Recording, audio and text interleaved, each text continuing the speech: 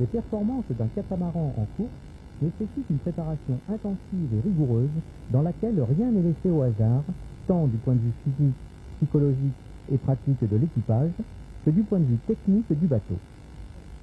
En effet, l'engin de course doit être une mécanique stabilisée par des réglages précis, judicieusement choisis et systématiques.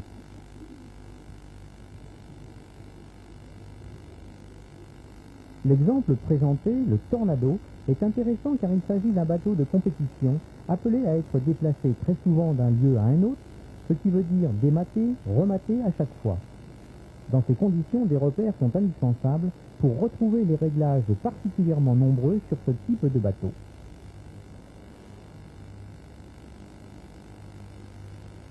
Différentes méthodes peuvent être utilisées pour conserver la mémoire des entraînements et des compétitions vécues. Les sensations issues de la marche et du fonctionnement du bateau sont traduites par des repères qui peuvent constituer une base de données d'une importance extrême et qui, pour certains coureurs, devient systématique dans le but de toujours améliorer un peu plus la performance.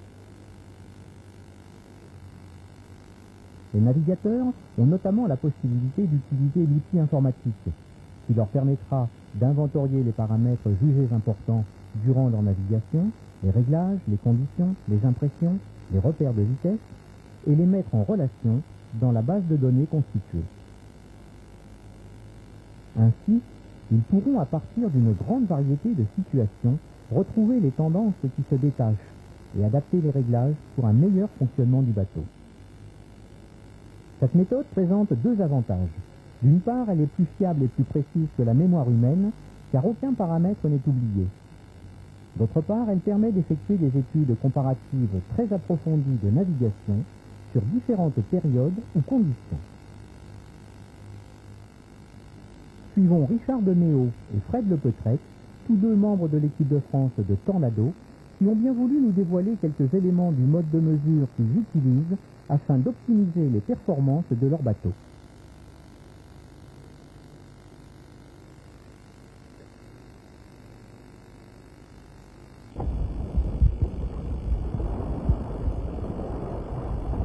Oui, Richard, là, tu vas tenter quoi comme mesure? Ouais, une grande mesure. Non, on fait on calcule, en fait, on change souvent l'angle des barres pour voir par rapport au guindon de la voile ou au pression du mât. Oui. Ça influe là-dessus. Donc là, on le mesure. Et puis, on tend en fait un fil de câble à câble au niveau des barres. Et puis on met juste le réglé comme ça. Et là on a une valeur qui est de 25 ici. Bon ben là ça me donne ça repère. Disons que y en a, ils peuvent s'en servir en fonction de la force du vent. Maintenant on essaye quand même d'avoir une valeur qui reste une valeur de petit temps, de médium, de gros temps. Et puis en fonction de ça, bon ben on adapte plusieurs voiles. Disons que chaque voile a peut-être une valeur différente ici. Alors, Philippe Néras, pour l'entraîneur que vous êtes, le précintre sur ce type de bateau est-il important? Oui, c'est un des repères importants sur ce type de bateau, parce que nous avons des mâts qui sont maintenus par un système donc, de losange avec des barres de flèche. Plus les barres de flèche sont fermées et plus on tend le guignol, donc le losange, plus on obtient un précintre important. Donc il faut connaître absolument cette valeur qui doit s'adapter exactement au rond de guindon de la voile. C'est-à-dire qu'on a, après avoir fait l'angle des barres, en fait, le guignol, on a la possibilité de le tendre en bas. Donc lui donner mettre une tension dans les câbles. Et en fait, cette tension, on va essayer de vérifier pour une valeur d'angle donné des barres, si cette tension change en fonction de la tension qu'on met dans les câbles, si le pression change en fait sur le mât. Voilà, donc on va mesurer ça en fait en tendant un bout de la marque de jauge qui est en haut du mât à la marque de jauge qui est en bas du mât. Et pareil, on va prendre la valeur à peu près par ici, parce que c'est à ce niveau-là que le mât contrôle le plus. Oui.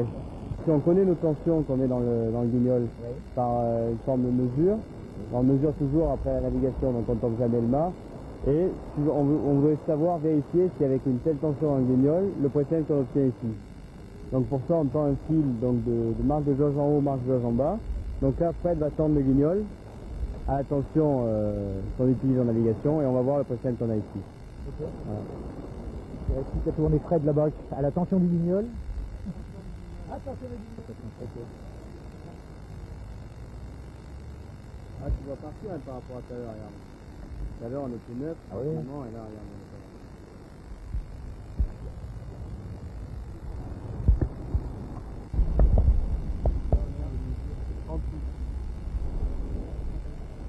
Là 38. Voilà. Ça montre que, si tu veux, pour nous, ça nous donne une indication sur pour telle ouverture d'angle, telle tension dans le guignol. Eh ben on a un précédent ici de 38. Il y a un repère au guignol. Alors il y a un repère visuel, c'est un petit réglé ou une mesure faite au marqueur, qui ça nous sert en navigation quand on change en fonction de la force du vent. Et puis ensuite à terre, on a surtout ce repère-là qui est valable, c'est le tensiomètre, qui nous donne en fait les kilos de tension qu'il y a dans le guignol. En fait, ce repère qu'on utilise parce que la petite réglette, il suffit qu'on casse le guignol si on est amené à changer de câble, les câbles n'ont jamais la même longueur. Donc automatiquement, si on change le repère à la réglette, seulement la tension, elle reste toujours la même. Fonduleuse de guignol. Là, je descends le guignol. Le guignol qui revient sur un ridoir sur la face avant du mât, qui permet avec un seul réglage de répartir la charge symétriquement sur les deux câbles sans s'embêter avec un équilibre latéral, quoi. Donc on peut détendre, on compte le nombre de tours. Une fois qu'on a la référence de départ, soit le pré-cintre ou la valeur de barre de flèche, après on compte le nombre de tours qui nous permet de le retendre dans la brise ou de le détendre dans le petit temps, et c'est avec le nombre de tours qu'on comptabilise, qu'on sait où on en est pendant la navigation. Parce qu'autrement, il n'y a pas moyen de faire ces mesures-là en mer, évidemment.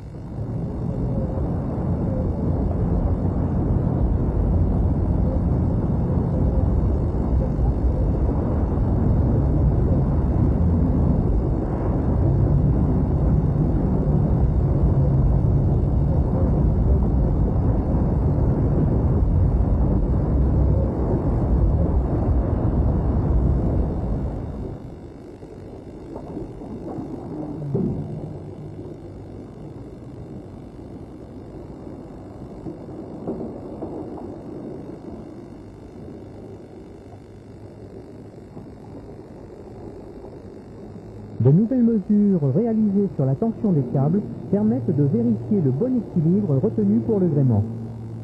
Une deuxième donnée qui nous permet, voilà, on mesure 37-38 sur un, bon on prend sur les deux, c'est pas obligatoire mais c'est juste pour par sécurité, 37-38 aussi. Donc ça c'est une mesure qui nous permet de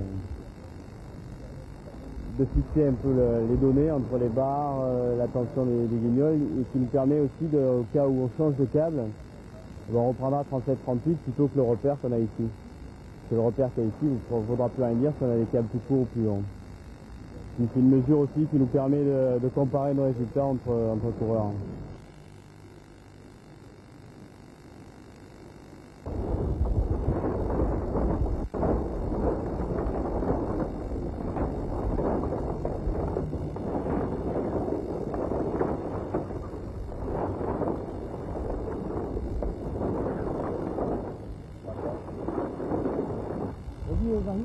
Avec un petit circuit simple du goutte qui permet de retendre les lattes qu'on les détend chaque soir après la navigation pour éviter que les lattes qui sont en sandwich en chauffant prennent des cintres pas normales qui se déforment. Ça évite de les fatiguer. Un petit nœud plat en tendant le gousset de façon à ce qu'il soit tendu simplement juste mis en tension, pas exagérément, pour éviter que le creux défini par le voilier soit contrarié par celui de la latte. Donc le but c'est de tenir la voile, c'est pas de la contraindre. On rentre les deux brins morts pour éviter qu'ils s'asseyent avec le vent, et rentre dans le gousset, et qu'on est sûr que ne se défasse jamais. Alors la latte sur la baume, c'est pour, en fait, comme les voiles on utilise des lattes plus ou moins souples en fonction de la force du vent. Donc quand on part pour la brise, on emmène plutôt une latterette dans la voile. Et si jamais le vent descend en cours de navigation, il faut qu'on puisse adapter la voile avec des lattes plus souples qu'on emmène sur la baume. Alors en fonction des voiles, on emmène la première, la deuxième ou la troisième. Ça dépend du creux maximum de la voile. Une voile creuse nous oblige à changer 3 lattes, une voile plus ou moins plate, on permet d'en changer qu'une. tout ce qu'on emmène.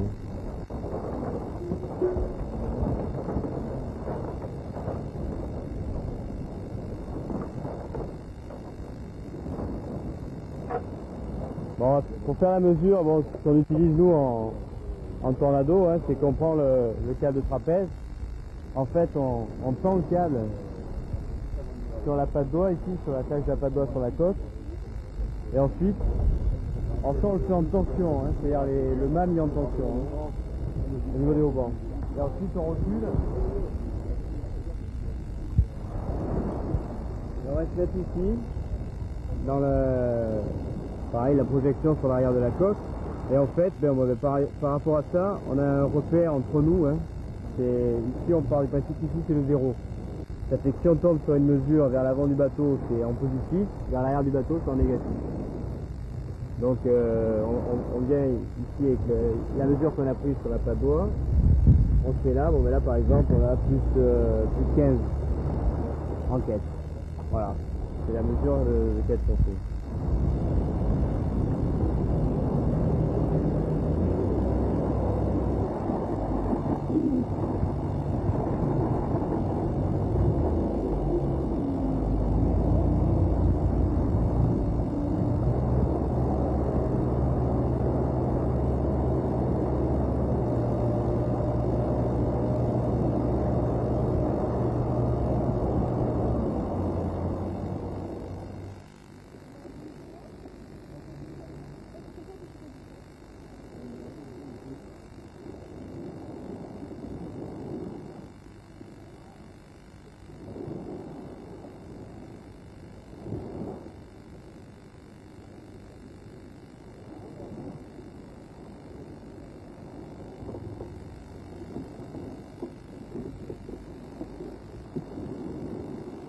C'est 1.4 aussi, c'est devant derrière, tu peux le prendre. Hein.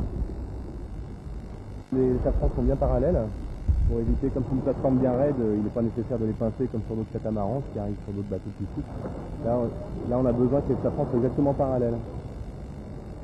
Et l'ensemble est parfaitement solidaire. Donc il y a une mesure à prendre sur l'attaque du safran, en haut et en bas, et une mesure à prendre sur la fuite, et qui logiquement doit être exactement équivalente. C'est 4 de l'autre côté. Donc on fait une fois en haut, une fois en bas à l'attaque, une fois en haut, une fois en bas sur la fuite, et les 4 mesures doivent être identiques.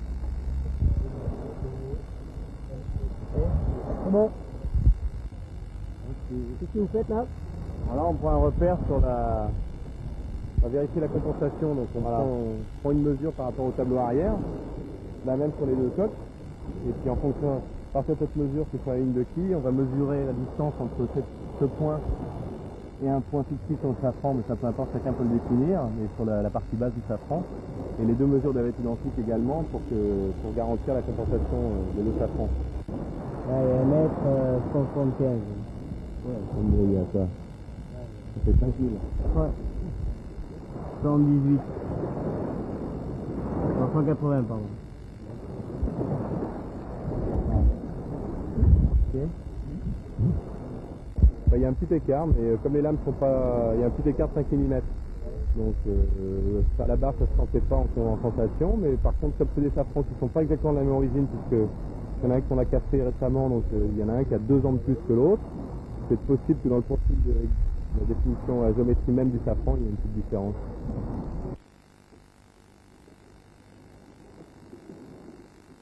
Bon, on a une tension en navigation et on essaye de détendre le soir. Donc on détend le soir, on retend le matin en fonction du vent qu'il y a. Alors la tension, c'est en fait on tend plus ou moins en fonction du vent. D'accord.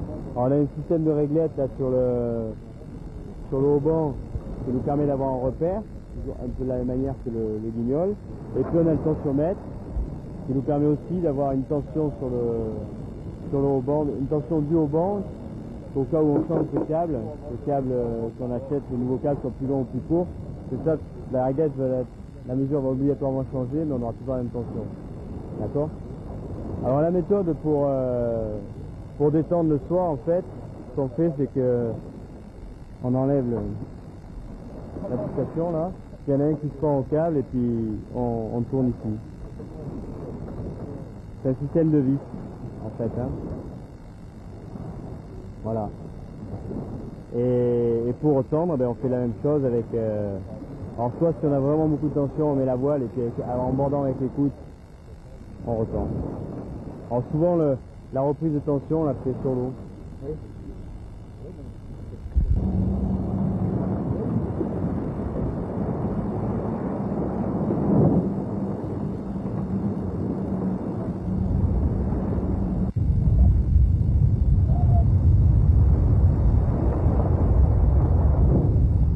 On continue le réglage, qu'est-ce que tu nous fais maintenant, Fred?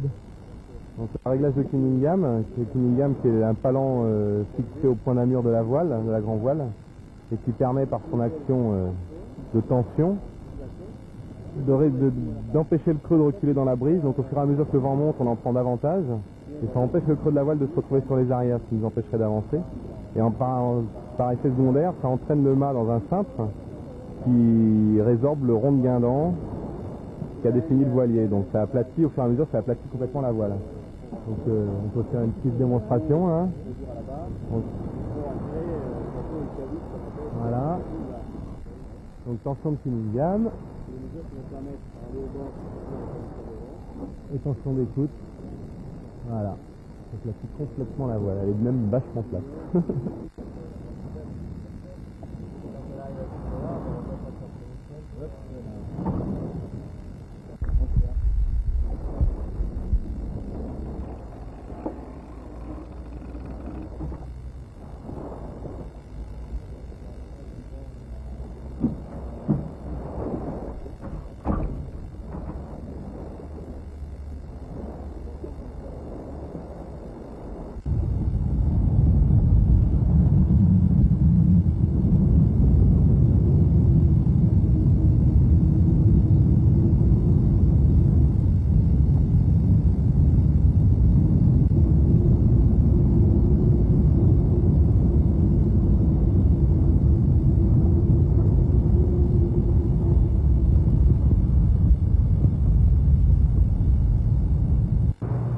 Par rapport au réglage qu'on a pu faire ce matin sur le bateau, aujourd'hui on a fait une navigation, on a pu se rendre compte, on avait autant resserré au niveau de l'angle des barres de flèche, récupéré la même tension sur le guignol, et on avait gardé les mêmes tensions de vent et mêmes quêtes sur le bateau.